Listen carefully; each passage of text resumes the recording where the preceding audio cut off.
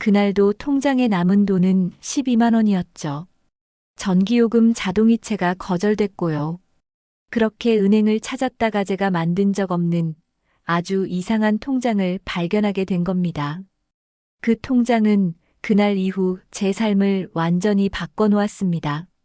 인생 반전 같은 감동 이야기를 사연 트로트를 통해 전해드립니다. 내 이름은 정옥자, 74이에요. 서울 외곽의 오래된 쪽방촌, 햇볕 한 줌도 쉽게 들지 않는 방 안에서 살아온 지는 12년이 훌쩍 넘었죠. 남편 박동준 씨가 세상을 떠난 건 7년 전 일이에요. 그가 떠난 뒤 내 삶은 특별할 것 없이 하루하루 흘러갔고요. 이불을 털고 고무장갑을 끼고 페트병과 종이박스를 모으는 게 일상이 되었답니다. 이평 남짓한 방엔 텔레비전도 없고 냉장고엔 물 말고는 들어있는 게 없어요. 전기장판 하나의 의지에 겨울을 버티고 여름엔 부채 하나로 더위를 달래죠. 월세는 28만 원이고요. 정부에서 주는 기초연금 32만 원, 폐지 팔아 버는 돈, 그리고 가끔 아는 할머니가 나눠주는 따뜻한 밥 한 끼. 그렇게 한 달을 겨우 살아내는 거예요. 남는 돈은 16만 원 남짓이죠. 말이 16만 원이지 병원이라도 한 번 다녀오면 통장은 금세 텅 비고 말아요. 그날도 다르지 않았어요. 폐지 더미를 끌고 돌아와 고지서 봉투를 열었죠.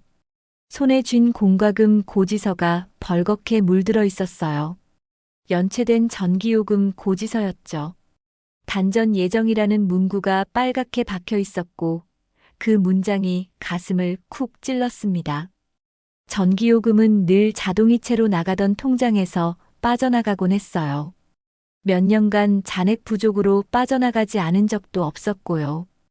혹시 몰라 매달 마지막 날이면 꼭 확인하곤 했죠. 그런데 이상하게도 그날따라 자동이체가 거절됐다는 문자가 왔어요. 잔액 부족으로 자동이체가 거절되었습니다. 그 문자가 날 은행으로 이끌었습니다. 거의 10년 만에 가는 은행이었죠. 번호표를 뽑고 한참을 기다려서야 창구에 설 수 있었어요. 서류를 내밀자 직원이 내 얼굴을 한번 보고 모니터를 보며 고개를 갸웃하더군요. 어르신, 이 계좌 말고 다른 주계좌가 있으신데요?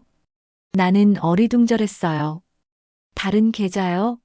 저는 통장 하나밖에 없는데요. 직원은 다시 컴퓨터를 확인하고는 조심스럽게 물었어요. 혹시 정옥자님 명의로 된 K은행 계좌는 모르시나요? 몇 년 전부터 매달 330만 원이 자동 입금되고 있는 계좌입니다. 그 순간 머릿속이 멍해졌어요. K은행이라니요? 난 그 은행에서 통장을 만든 기억도 없고 카드도 받아본 적이 없어요. 아니에요. 그런 건 없어요. 전 그런 통장 없는 게 당연합니다. 매달 그렇게 큰 돈이 들어올 리도 없고요. 직원은 다시 한번 확인하듯 말했어요. 그 계좌는 7년 전부터 매달 정확히 같은 날짜에 같은 금액이 입금되고 있습니다. 그리고 입금자 이름은 박동준 님입니다. 박동준. 그 이름을 듣는 순간 가슴이 철렁 내려앉았어요. 내 남편이었죠. 7년 전 심장마비로 허망하게 떠난 사람. 나는 믿을 수가 없었어요. 아니, 믿고 싶지 않았는지도 몰라요. 그는 떠날 때 아무것도 남기지 않았다고 생각하며 살아왔는데 그게 아니었던 거예요. 지금까지 내가 믿어왔던 가난과 외로움조차 어쩌면 착각이었을지도 모르겠다는 생각이 스쳤습니다. 그 사람이 나한테 돈을 매달. 직원은 조용히 고개를 끄덕였죠. 그 순간 손에 쥐고 있던 고지서가 마치 종이 조각처럼 가벼워졌어요. 그동안 나를 짓눌러 오던 생활의 무게가 설명되지 않는 돈 앞에서 이상하게 낯설어졌죠. 도대체 그 통장은 무슨 의미였던 걸까요? 왜 나는 지금껏 그 존재조차 몰랐던 걸까요? 그날 밤 잠이 오지 않았습니다. 머릿속이 온통 그 사람 생각뿐이었어요. 박동준, 나의 남편. 그는 정말 죽고 나서도 나를 지켜주고 있었던 걸까요? 나는 천천히 앨범을 꺼내 그의 사진을 들여다봤습니다. 오래전 모습이 그대로 남아 있었죠. 말없이 웃고 있는 사진 속 얼굴을 보며 눈시울이 뜨거워졌어요. 늘 아무것도 못해줬다고 미안해하던 사람인데 사실 그는 말없이 나를 위해 마지막 준비를 해두고 떠났던 거예요. 벽에 걸린 낡은 시계가 밤 12시를 가리킬 무렵 나는 그가 남긴 통장이라는 단어보다 마음이라는 단어에 더 집중하게 됐어요. 그 돈이 아니라 그가 나를 위해 그렇게까지 계획하고 신경 썼다는 사실이 마음을 울렸던 거죠. 그래서인지 그날은 이상하게도 추운 방 안에서도 포근했답니다. 기초연금 재심사를 받기 위해 동사무소를 찾은 건 그로부터 며칠 뒤였어요. 여느 때처럼 번호표를 뽑고 앉아 있는데 복지 담당자라는 젊은 여직원이 조심스럽게 내 이름을 불렀습니다.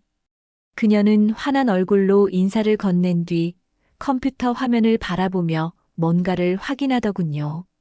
정옥자 어르신, 혹시 K은행 계좌 가지고 계세요? 나는 잠깐 멈칫했어요. K은행이요? 아니요. 저는 그런 은행하고는 거래도 안 해봤는데요. 그녀는 고개를 갸웃하며 말을 이었어요. 어르신 주민등록번호로 등록된 계좌 중에 K은행 명의의 계좌가 하나 있어요. 최근 7년간 매달 330만 원이 꾸준히 입금돼 왔고요. 혹시 알고 계셨나요? 그 말을 듣는 순간 또다시 뒷덜미가 서늘해졌습니다. 일주일 전 은행에서 들은 그 말이 이번에는 관공서에서도 반복되고 있는 거예요. 마치 어디선가 내가 모르는 삶이 하나 더 존재했던 것 같았죠. 그런 통장은 정말 몰라요. 전 통장 하나밖에 없어요. 몇십 년을 그거 하나만 들고 살았어요. 복지사는 조용히 숨을 들이쉬더니 내게 한 장의 문서를 건넸어요. 입금 내역서였습니다. 이름은 정옥자. 계좌번호는 낯설었지만 명백히 내 것이었고 입금자는 박동준. 그 순간 손끝이 얼어붙는 것 같았어요. 이름 석자만 봐도 여전히 가슴이 떨리는 사람인데 그 이름이 무언가를 나 몰래 남기고 갔다는 사실에 복잡한 감정이 밀려왔습니다. 복지사는 나를 바라보며 조심스레 말을 이었어요. 입금 내역을 보시면 아시겠지만 매월 1일 딱 그날에만 330만 원씩. 그 외엔 출금도 없고 사용 내역도 없습니다. 입금만 있어요. 누가 이걸 어르신을 위해 꾸준히 보내고 계신 건 맞는 것 같아요. 나는 고개를 끄덕이며 말없이 눈을 감았어요. 그저 누군가가 나를 향해 아무 말 없이 뭔가를 해주고 있다는 그 사실 하나만으로도 가슴이 먹먹해졌습니다. 순간 복지사가 다시 말을 꺼냈습니다. 사실 저희도 이 계좌 때문에 약간 혼란스러웠어요. 연금 수급자 조건에 이 계좌가 포함되면 어르신은 해당이 안 되실 수도 있어서요. 하지만 지금까지 사용하신 적이 없고 존재 자체도 모르셨던 거라면 이건 단순히 등록만 되어 있는 계좌라고 판단할 수 있어요. 그녀는 미소를 지으며 한마디를 덧붙였어요. 혹시 통장을 다시 확인해 보실래요? 은행 가시면 새로 발급도 가능하고 정리도 도와줄 수 있을 거예요.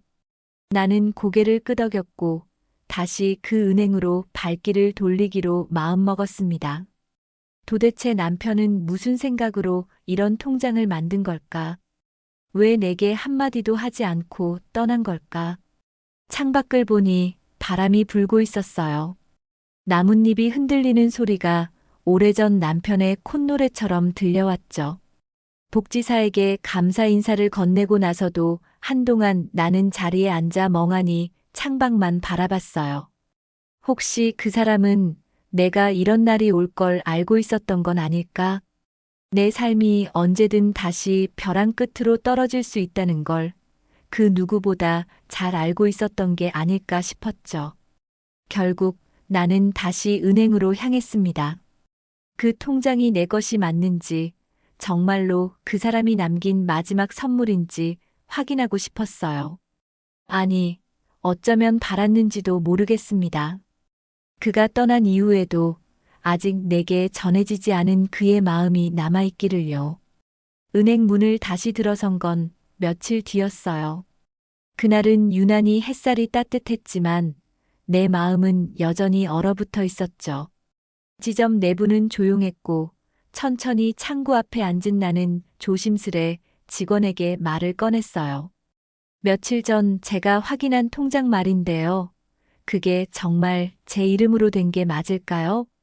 직원은 고개를 끄덕이며 서류를 꺼내 들었습니다. 그리고는 나지막한 목소리로 설명을 이어갔어요. 예, 어르신. 확인해 보니 정옥자님 명의로 개설된 계좌 맞습니다.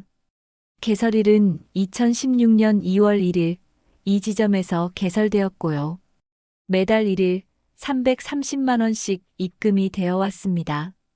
나는 한 장 한 장 서류를 넘기며 흐릿한 눈으로 숫자를 바라봤어요.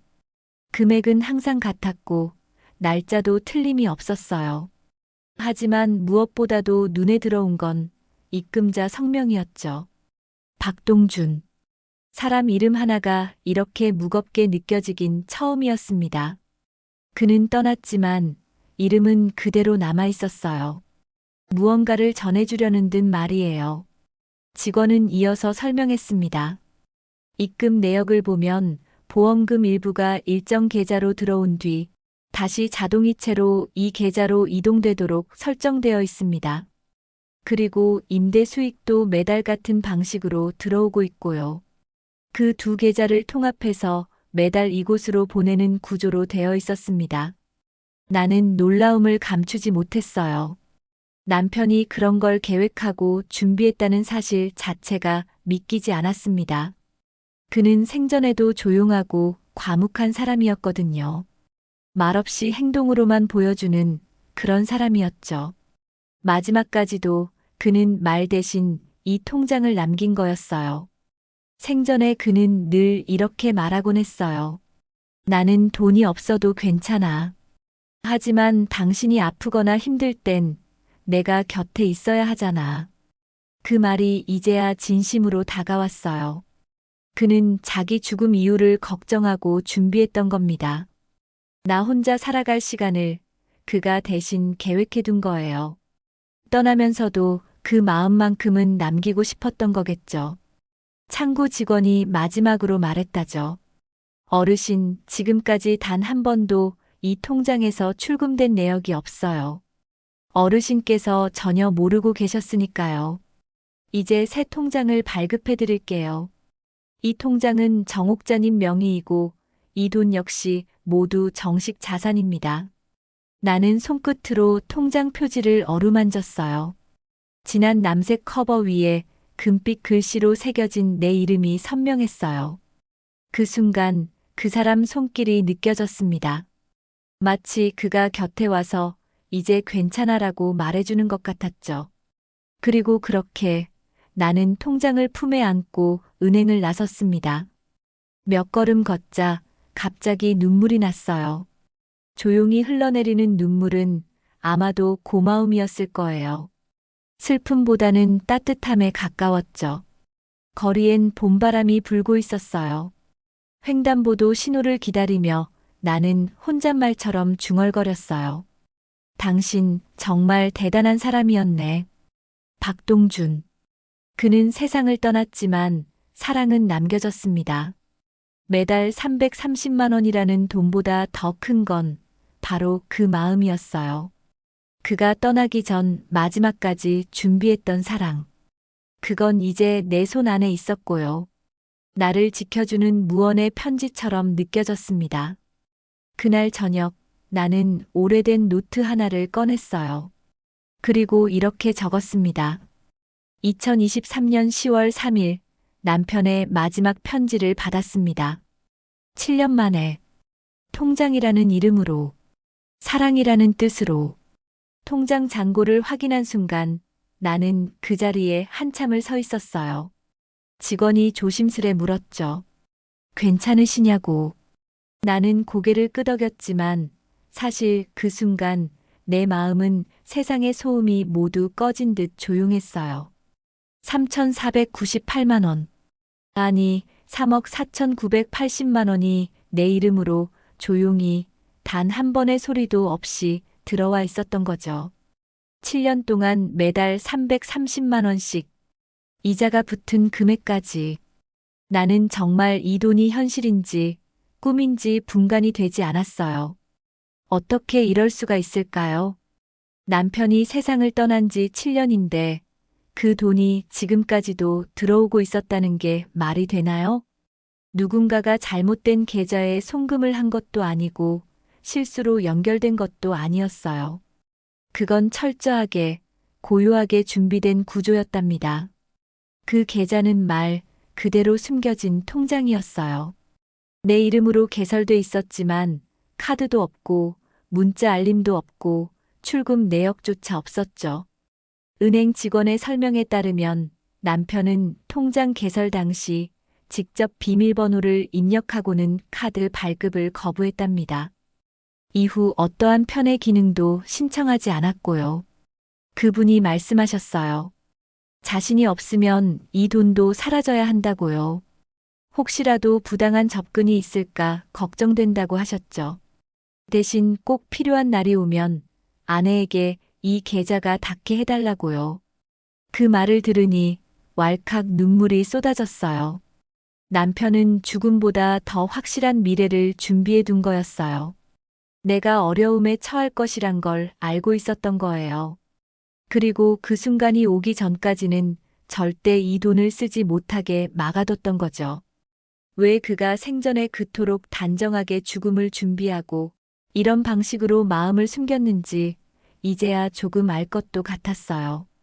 그는 떠나면서도 내가 울지 않게 하려고 고개 들고 버티게 하려고 이런 선물을 남긴 거예요. 나는 천천히 은행 밖으로 걸어 나왔어요. 손에는 새로 발급된 통장이 들려 있었고 마음에는 묵직한 뭔가가 가득 들어차 있었죠. 마치 7년 동안 아무도 열지 않았던 문이 이제야 열린 것 같은 기분이었어요. 그날 저녁 집에 돌아와 나는 통장을 식탁 위에 올려두고 한참을 바라봤어요. 빛바랜 커튼 사이로 들어온 햇살이 통장 표면을 스치자 반짝이는 금박 글씨가 눈에 들어왔습니다. 정옥자. 그 이름 석자는 분명히 내 것이었지만 그날만큼은 꼭 누군가가 다정히 불러준 것처럼 느껴졌습니다. 그가 마지막까지 지켜주고 싶었던 이름이었겠죠. 내가 고단하게 살아온 내 이름을 그 사람은 끝까지 지켜주고 싶었던 거예요. 나는 전기장판 위에 앉아 오랜만에 노트를 펼쳤습니다. 그 노트엔 남편이 살아있을 때 적어준 짧은 메모들이 있었어요. 언제 한 번은 이런 문장이 적혀 있었죠.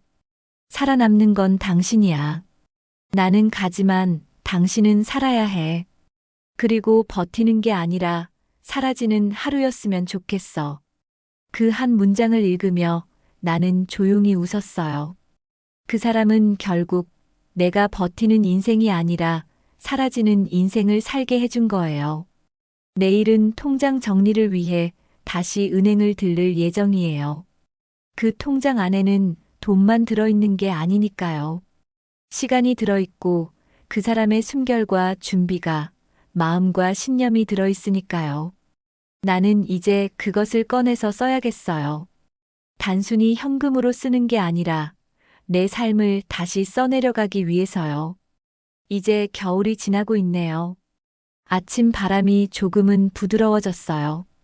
그가 남긴 그 돈 덕분에 나는 조금 따뜻하게 눈을 뜰 수 있게 되었어요. 그리고 그 따뜻함은 단순한 보일러의 온기와는 전혀 다른 것이었답니다. 그날 나는 아주 오랜만에 시장이 아닌 백화점이라는 곳에 갔습니다. 솔직히 말하면 두려웠어요. 내 옷차림, 내 말투, 내 표정이 그 안에서는 너무 낯설게 보일까 봐요. 그러나 한편으로는 그 사람이 등 떠민 것 같기도 했습니다. 한 번쯤은 당신도 좀 누려도 된다고 말하는 듯 했죠. 엘리베이터를 타고 5층 가전 매장에 도착했을 때 나는 제일 먼저 전기장판 매대 앞에 섰어요. 직원이 친절하게 여러 제품을 설명해 줬지만 나는 제일 단순한 기능 하나만 있는 10만 원짜리 모델을 골랐어요. 그걸 사들고 나서도 마음은 어딘가 이상하게 간질간질했죠. 마치 미안한 짓이라도 한 듯이요. 그 다음으로는 중고 전자기기 코너를 찾았어요. 예전부터 가지고 싶었던 라디오가 눈에 들어왔습니다. 손바닥만 한 작은 라디오였지만 스피커에서 나오는 소리가 그리웠거든요. 젊은 시절 남편과 함께 살던 시골집에서 늘 켜두던 그 라디오의 따뜻한 음색이 떠올랐어요. 두 물건을 사서 돌아오는 길, 내 가방은 무겁지 않았지만 마음은 무척이나 묵직했습니다.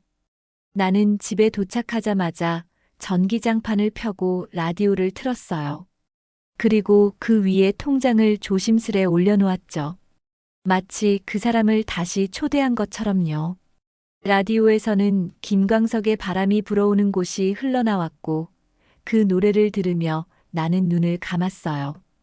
이상하게도 눈물이 나진 않았어요.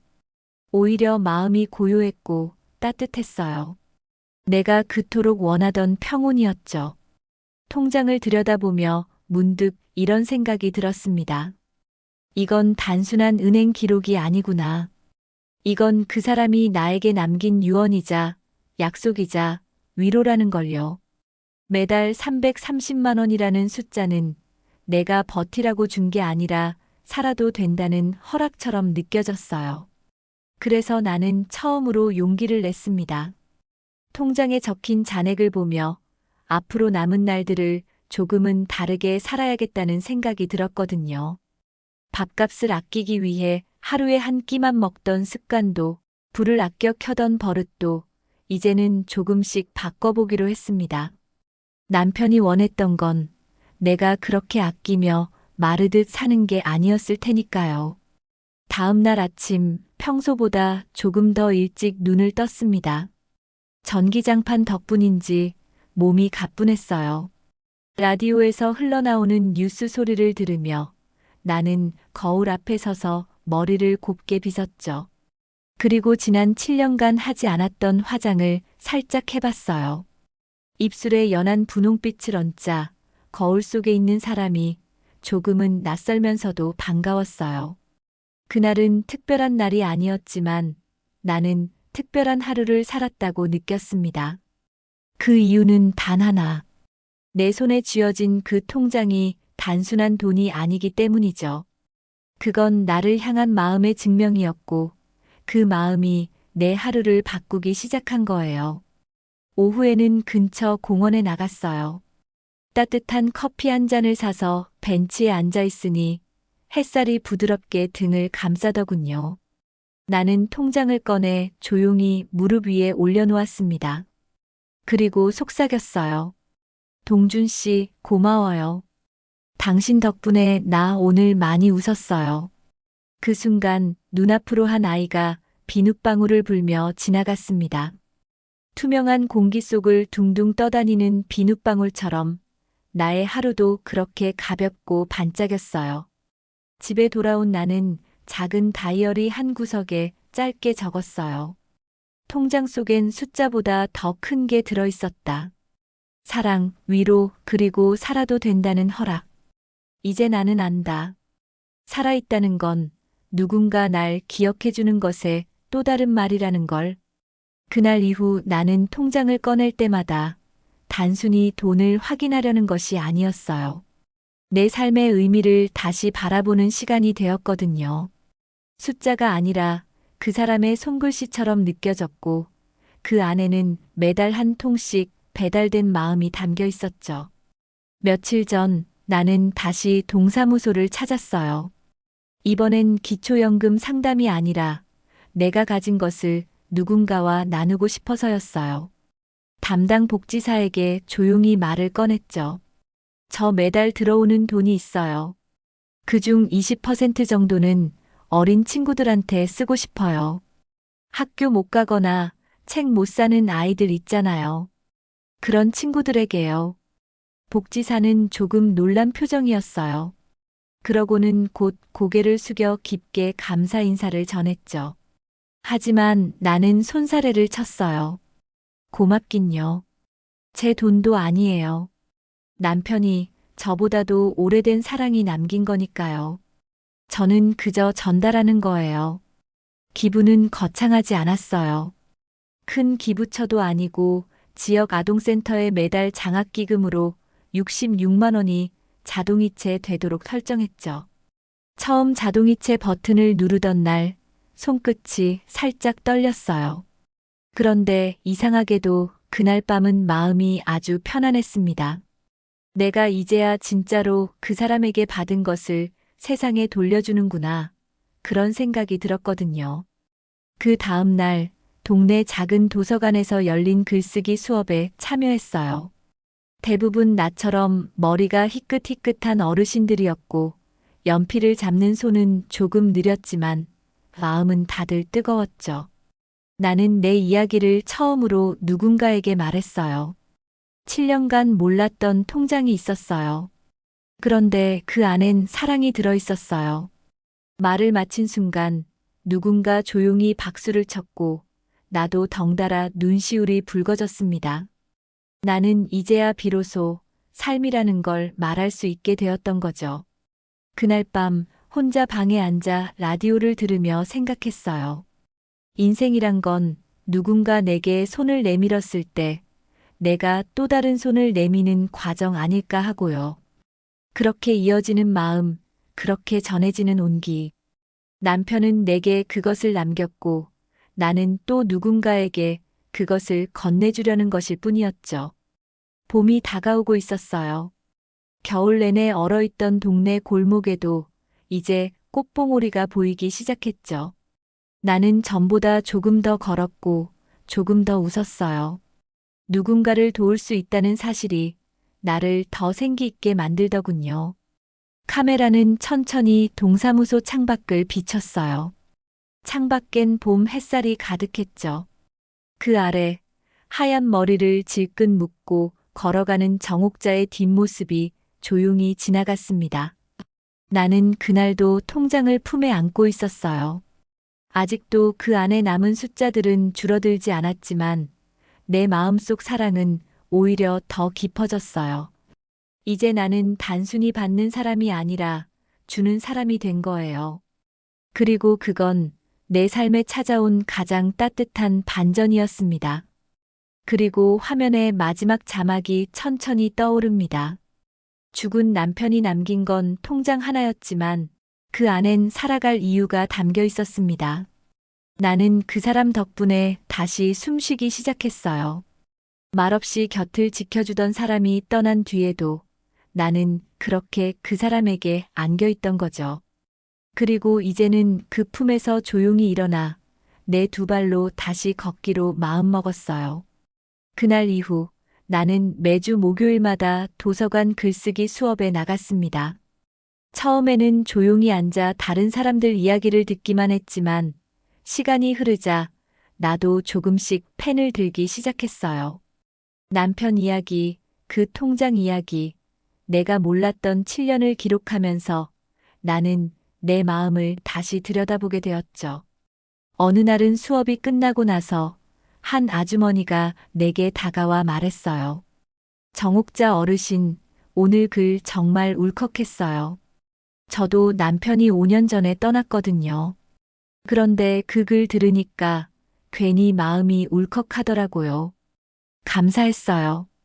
그 순간 나는 깨달았어요. 내 이야기가 누군가의 마음을 건드릴 수 있다는 걸요.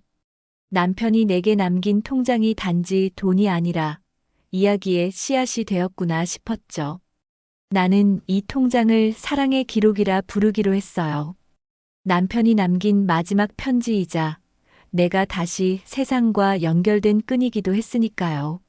매달 들어오는 330만 원은 단지 생활비가 아니라 나를 다시 살아가게 해주는 리듬이 되었고요. 남편이 남긴 건 단지 돈이 아니었어요. 매달 330만 원보다 더 크고 깊은 살아도 된다는 허락이었죠. 이제 그 사랑을 나도 누군가에게 나누기로 했습니다. 사람의 마음은 통장보다 오래 남는 법이니까요. 요즘은 동네 경로당에서 봉사도 시작했어요. 글씨를 몰라 답답해하던 어르신께 서류를 함께 읽어드리고 같이 차를 마시며 수다도 떨죠. 그러다 문득 이런 말을 듣기도 해요. 정옥자 씨, 요즘 얼굴이 밝아지셨어요. 좋은 일 있으셨어요? 나는 웃으면서 말해요. 글쎄요, 누가 매달 제 통장에 사랑을 넣어주시거든요. 봄이 오고 여름이 지나가고 이제 가을이 오려 해요. 그 계절들을 다시 견디고 맞을 수 있었던 건 단지 돈 때문만은 아니었어요. 누군가 나를 끝까지 생각해줬다는 사실. 그 마음 하나가 내 삶의 풍경을 바꿔놓았던 거예요. 밤이면 전기장판 위에서 라디오를 들으며 잠들고 아침이면 다이어리에 한 줄을 적어요. 오늘도 누군가의 사랑 덕분에 웃었습니다. 나는 그 사랑을 이제 다른 사람에게도 전하고 있어요. 작지만 정기적으로 기부를 하고 이웃들과 더 자주 마주하고 혼잣말 대신 웃음으로 하루를 마무리하죠. 그렇게 나는 살아가고 있어요. 살아있다는 건 누군가를 위해 다시 한번 마음을 내어주는 일이구나. 이 통장 덕분에 나는 다시 세상과 연결되었고 사랑은 여전히 내 곁에서 숨쉬고 있습니다.